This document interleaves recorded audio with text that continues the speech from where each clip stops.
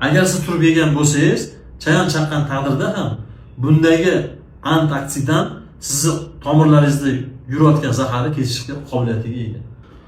Turib shu darajada foydaliki, bu ona sutini ko'paytiradi.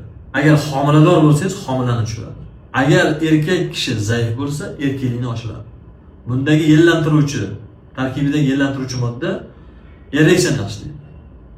Turibni Ibn Sino aytadilarki, xomidan ko'ra buni qaynatilgani yo'q parlangani, pishirilgani afzal deganlar. Endi ko'pchiligimiz eski ota-bobolarimiz davriga qaytadigan bo'lsak, o'sha paytlarda turibni to'g'rab turib, tuzli suvga 15-20 minutga solib qo'yilardi va yeyilardi. Nima uchun unaqa qilinadi? Ya'ni undagi o'sha ovqatdan oldin yeganingizda sizda ko'p kekir paydo qilishligi, ko'ngilni aynituvchi jihatlari haligi tuzda parchalanadi. O'shandan keyin yesangiz, bu ovqatni hazm qiladi.